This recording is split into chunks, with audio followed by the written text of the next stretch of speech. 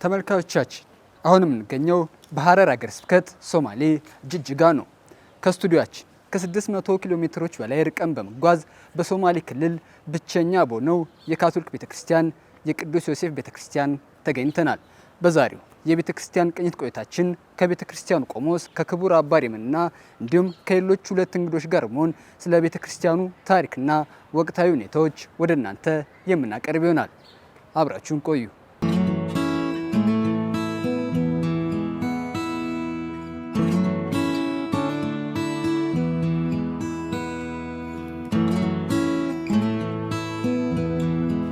ጂጂጋ ቅዱስ ዮሴፍ ካቶሊክ ቤተክርስቲያን እንኳን ደህና መጡ።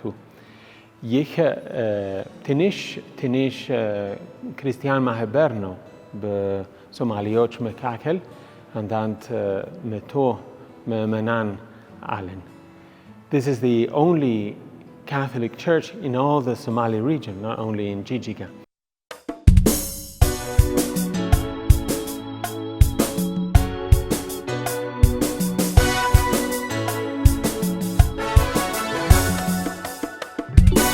This church has a quite long history. It's more than 100 years old, even though this building is not. ቤተክርስቲያኑ ረጅም ታሪክ ያለው ነው። ይህ ቤተክርስቲያን አዲስና 21ኛው ክፍለ ዘመን ውስጥ የታነጸ ቢሆንም ታሪኩ ግን 100 ዓመት ይሆናል። ቤተክርስቲያኑ በዚህ ለ20 ዓመት አካባቢ ቆሞስ በነበሩት ጣሊያናዊ ሚስዮናዊ አባ ጃኒ ፕሪሞሊን የታነጸው። አባውን የአካባቢው ማህበረሰብ በምስጋና ነው የሚያስታውሰው። ላለፉት ዓመታትም በርካታ ቆሞሳት አገልግለዋል። ይህ የካቶሊክ ማህበረሰብ የተመሰረተው ከ100 ዓመታት በላይ በፊት ከጅቡቲ በመጡ የካፑቺን አባቶች ነው። ከነሱ መካከል አንዱ የሆነው አባ ኢራኔ ከአሮጌ ቤተክርስቲያን አጠገብ በ1923 ተቀብሯል። በዛ ጊዜ ማህበረሰቡ 5 አካባቢ ሆኖታል ከተመሰረተ። ታሪኩ ትንሽ የተወሳሰበ ቢሆንም ከ1970ዎቹ የኦጋዴን ጦርነት ጋር በተያያዘ አንዳንድ የሚታወሱ አጋጣሚዎች ግን አሉ። ቦታው ከኩባ በመጡ ወታደሮች ተይዞ ነበርና አሮጌ ቤተክርስቲያንም የመሳሪያዎችና ሌሎች ቁሳቁሶች ማስቀመጫ ሆኖ ነበር። በወቅቱ ካሉት ትንሽ የካቶሊክ ቤተሰቦች ጋር መስዋዕት ቅዳሴ በመማሪያ ክፍሎች ነበር የሚደረገው። ከጊዜ በኋላም በወቅቱ የነበሩ ሶማሌ ክርስቲያኖች ሙሉ በሙሉ በሚባል ሁኔታ ከሀገር ወጥተዋል። እነዚህ የሄዱት ክርስቲያኖች ከመላው ኢትዮጵያ የሚመጡ ሌሎች ክርስቲያኖች መተካት ጀምረዋል። አሁን ላይ ከሁሉም ቦታ የመጡ ክርስቲያኖች አሉ።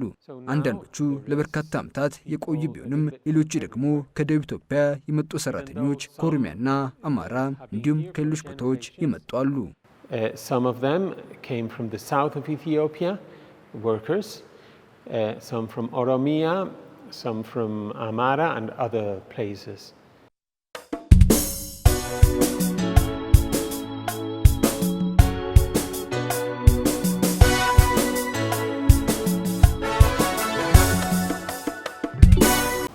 ስሜ ይርጋ ተፈራ ይባላል። የዚህ ጅጅጋ ካቶሊክ ቤተክርስቲያን የቅዱስ ዮሴፍ ቤተክርስቲያን አባል ነኝ። እዚህም ቀደም ሲል በምዕመናን ኮሚቴነት አሁን ደግሞ በሽማግሌዎች እንደ አማካሪ ሆኜ ነው የምሰራው። ቤተክርስቲያኑ ሲመሰረት ቀደም ሲል የነበሩ ካህናቶች ነበሩ። ስማቸውን መጥቀስ ካልተፈለገ አባ ኤርንስ ይባላሉ፣ አባ ሰልቬስተር፣ ከዛም ቀጥሎም እያሉ ካህናቶች አሉ። ከዛ በመጨረሻ ላይ አባ ጃኒ ፕሪሞሊ የሚባሉ የሳሊዚያን ማህበር አባል እዚህ መጡ። ዶንቦስኮ ማህበር ሳሊዚያን እና እሳቸው ከመጡ በኋላ ከፍተኛ እንቅስቃሴ አድርገው ይህን ቤተክርስቲያን ሲሰሩ እንደማንኛውም ሰው ሙስሊምም ገብቶ ይሰራ ነበር። ተቀጥሮም ሆነ በአብዛኛው ተቀጥሮ ይሰራ ነበር። አዎ እኔ ነኝ ጉድጓዱን ያስቆፈርኩት። ችካልም ሲቸከል እኔ ነኝ። እንደውም አራቱ እዚህ ቋሚ ያሉትን ጉድጓዶች እኔ ነኝ ኮንትራት ወስጄ ያሰራሁት። ለምን ከአካባቢው ጋር ያለው መሀንዲስ ስለማይግባባ እኔ በቋንቋ የተግባባው እኔ ነኝ ያስቆፈርኩት እና በደንብ ነው እንትን ያልኩት። የክርስቲያኖች ተሳትፎ ያኛው አሮጌው ቤተክርስቲያን አሁንም አለ፣ ታውታላችሁ። ትንሽ የተሰነጣጠቀ ሊወርቅ ነበር። አባ ቤተክርስቲያን ስሩልን በማለት እሳቸው ጋር እንትን ይሉ ነበር። ጥሩ ወዶ ግራጎት የሚያደርጉ ክርስቲያኖች ነበሩ። ሞተዋል እንጂ አሸዋ በማምጣት ሲሚንቶ ትንሽ የሆነ ነገር በማድረግ ይጀምሩልን በማለት ለሳቸው ይህንን አስተዋጽኦ አድርገዋል እና ቤተክርስቲያኑ ሲሰራ ከ3 ዓመት እስከ 4 ዓመት ጊዜ ፈጅቷል።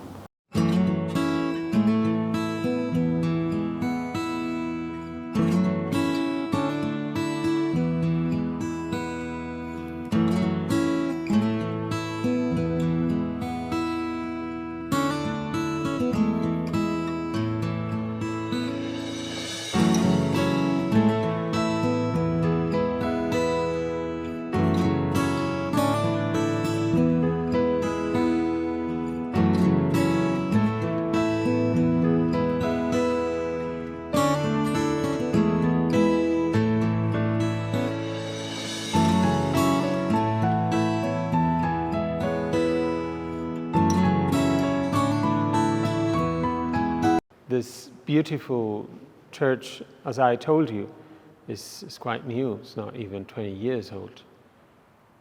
ይሄ የምታዩት ውብ ቤተክርስቲያን ብዙ የቆየ አይደለም፣ አዲስ ነው እና ወደ ቤተክርስቲያኑ ስንገባ በቀኝ በኩል አባ ጃኒ በ3 ልጆች ተከቦ የሚያሳይ ስዕል እናገኛለን። መሃል ያለው ልጅ ቲሸርቱ ላይ የሚታየው የዚህ አዲስ ቤተክርስቲያን ተሰርቶ መጠናቀቁን የሚያመላክት ነው። አባ ጃኒ ነው ቤተክርስቲያኑ የሚያነጸው እና ከኔ ቀደም ብሎ ከፈረንጆቹ 1990 እስከ ሞተበት 2010 ዓመት ድረስ በዚህ ነበረ እና እዚህ ለረጅም ጊዜ ነበረ። ብዙ ስራዎችን ሰርቷል። ብዙ የሰራው ደግሞ ለዚህ ቤተክርስቲያን ህንጸት ብቻ ሳይሆን ለአካባቢው ማህበረሰብም ጭምር ነው። በዚህ አካባቢ ለሚገኙ የተቸገሩ ማህበረሰቦች ደግሞ ብዙ ስራን የሰራው። ከሞተ ከ15 ዓመት በኋላ ከከተማ ወደዚህ ቤተክርስቲያን ለመምጣት ከፈለግ የምጠይቃቸው አባ ጃኒ ቤት እንዲወስዱ ነው። አንዳንዴ ልጆች እኔንም አባ ጃኒ ብሎ ይጠሩኛል። ከ20 ዓመት በፊት ከተማዋ ትንሽ የነበረች ቢሆንም እሱ ግን ሁሉም አካባቢ ይታወቅ ነበር። እሱ በጣም ከመታወቁ የተነሳ እኔ አንዳንድ ጊዜ የቅዱስ ዮሴፍ ቤተክርስቲያን ቆሞስ መሆኔን ስናገር ያ የማናገረው የመንግስት ቢሮ ሰራተኛም ሆነ የሌላ ተቋም ባለሙያ አባ ጃኒ በጣም እንደረዳቸው እንዲማሩ እንዳገዛቸው ይነግሩኛል እና ካቶሊኮችን ጨምሮ ብዙ የሚያመሰግኑ ሰዎች አሉ። በእርግጥ ቤተክርስቲያን ውስጥ ቅዱስ ያልሆነ ሰው ምስል ማየት የተለመደ ባይሆንም ማህበረሰቡ ግን ለዚህ ለየት ያለ ቆሞስ ያለውን ፍቅር ያመለክታል። For this parish priest that was quite unique.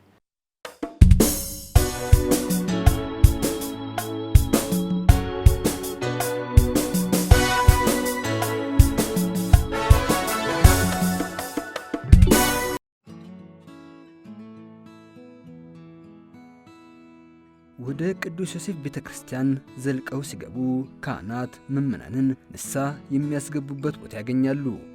በቤተ ክርስቲያኑ ዙሪያም በተለይም በሕማማት ወቅት የሚጸለይባቸው 14 የመስቀል መንገድ ማረፊያዎች በኢትዮጵያ የአሳሳት ስልት ተስለው ይታያሉ።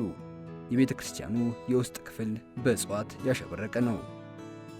ወደ ቤተ ክርስቲያኑ የፊት ገጽታ ሲጠጉ የመለኮታዊ ምሕረት ምስልና የእመቤታችን ቅድስት ማርያም ሐውልት በግራና በቀኝ በኩል ይገኛሉ። ከዚህም በተጨማሪ የኢየሱስ ቅዱስ ልብ ሐውልት እንዲሁ ይታያል። በቤተ ክርስቲያን ውስጥ የሌሎች በርካታ ቅዱሳን ለአብነት ያህልም የፓድዋው ቅዱስ አንጦኒዮስ፣ የካልካታዋ ቅድስት እማሆይ ቴሬዛና የቅድስት ማርያ ፍራንቺስካ ሩባቶ ምስልና ሐውልቶች በቤተ ክርስቲያኑ ግራና ቀኝ ክፍሎች ተሰቅለው ይታያሉ። የቤተ ክርስቲያኑ ባልደረባ ቅዱስ ዮሴፍ ልጁን ኢየሱስ ክርስቶስን ታቅፎት የሚገኘው ሐውልት እንዲሁ ከእመቤታችን ጎን ይታያል። ወደ ቤተ ክርስቲያኑ መቅደስ ሲጠጉ የማጥመቂያ ቦታ፣ ወንጌል የሚሰበክበት አትሮኖስ፣ የቅዱስ ቁርባን መንበር፣ የቅዱስ ቤተሰብ ምስል የሚታይበት መሠዊያውና የካህናት መልበሻ ይገኛሉ። በመቅደሱ ያለው መስቀል የኢትዮጵያ ቢሆንም ቤተ ክርስቲያኑ የላቲን ሥርዓት ስለሚከተል የጌታችን ምስል ተጨምሮበታል።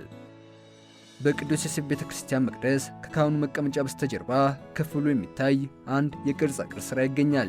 ይኸው የቅርጻ ቅርጽ ሥራ ከእንጨት የተሠራና ተለቅ ያለ መሆኑ ለየት ብሎ እንዲታይ ያደርገዋል። ይኸው የቅርጻ ቅርጽ ሥራ ጌታችን ኢየሱስ ክርስቶስ ከ2000 ዓመት በፊት ዛሬ ላይ የመሥዋዕት ቅዳሴ ዋነኛ ክፍል የሚባለውን ሥጋና ደሙን የሠራበትና ለሐዋርያት ያከፈለበት የመጨረሻው እራት ምስል ነው። ከመጨረሻው እራት የቅርጻ ቅርጽ ሥራ በስተጀርባም መስቀሉ ይገኛል።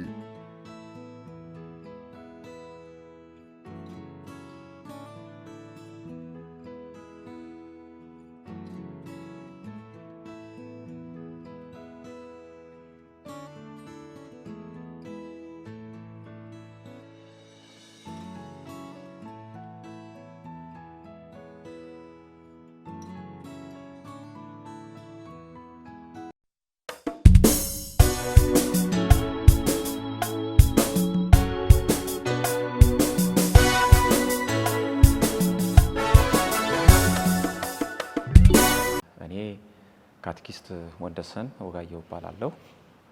በዚህ ቁምስና ላይ በካቴኪስትነት ህይወት ከ21 ዓመት ባላነሰ አገልግሎት እየሰጠው እገኛለሁ። አሁን የቤተ ክርስቲያን ምእመናት ብዛታቸው በቤተሰብ ደረጃ ከ68 እስከ 72 ድረስ ይደርሳል። በቤተሰብ ደረጃ እንዲሁም አልፎ ተርፎ ከደቡብ ክልል የሚመጡ ብሔር ብሔረሰቦች እሁድ እዚህ ቤተ ክርስቲያን በመምጣት መስዋዕተ ቅዳሴን ይሳተፋሉ። ቤተ ክርስቲያን ምእመኖቿ ንቁ ተሳታፊዎች ክርስቲያኖች አሉ። የዛን ያህል በስራ በአንዳንድ ሌላ ሀገር ፊልድ በመውጣት ካልሆነ በስተቀር ብዙዎቹ መስዋዕተ ቅዳሴን በየአዘቦት ቀኑም ሆነ በየሰንበቱ ቤተክርስቲያን አገልግሎቷን እየሰጠች ትገኛለች። የኛ ምእመኖች በቅዱስ ዮሴፍ ካቶሊክ ቤተክርስቲያን የማይደራደሩ ናቸው። አልፎም ተርፎ ዋጋ የሚከፍሉ ምእመናኖች አሉ። ጥቂት በመሆናቸውም የበለጠ ፍቅራቸው እንዲጎለብት ያደረገ ይመስለኛል እና በመዘምራንም በማህበራትም ተደራጅቶ ምእመኑ ራሱን መንፈሳዊ ህይወቱን እያካሄደ ነው ያለው።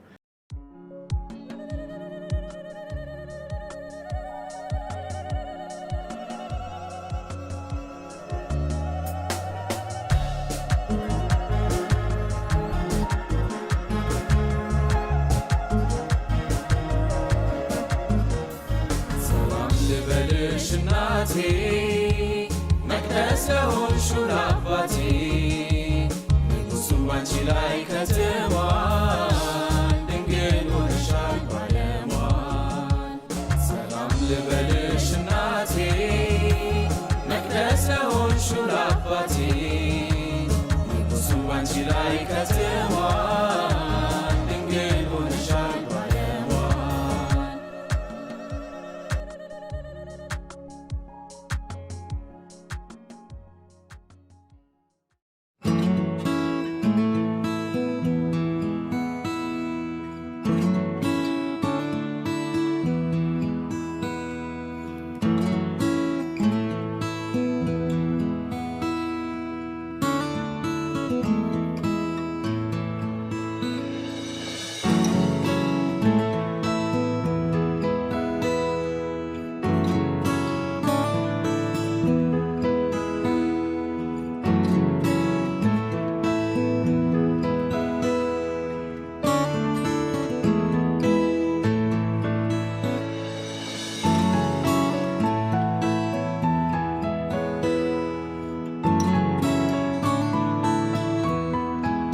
Jijjiga St. Joseph Catholic Church. The style, well, as you can see, it's quite simple. የጂጂጋ ቅዱስ ዮሴፍ ካቶሊክ ቤተክርስቲያን አሰራር እንደምታዩት ቀለል ያለና ክፍት ነው። በቂ የሆነ ክፍተትና ብርሃንም አለው። አንዳንድ ጊዜ በእርግጥ መብራት ባይኖርም መስዋዕተ ቅዳሴ ሳይቋረጥ ይቀጥላል። በየዓመቱም በፈረንጆቹ የማርች ወር 19 ቀን ላይ አንዳንዴም በሳምንቱ መጨረሻ ላይ በማድረግ የቅዱስ ዮሴፍን ክብረ በዓል እናከብራለን እና ጂጂጋ የምትመጡ ሁሉ እንድትጎበኙን ጥሬን ማቅረብ ፈልጋለሁ። ቀበሌ 5 ውስጥ ጎግል ማፕ ላይ ጂጂጋ ቅዱስ ዮሴፍ ቤተክርስቲያን ብትሉ ታገኙታላችሁ። Find it in Kebele 5, which is, you can see it even on Google Maps, Jijjiga St. Joseph Catholic Church.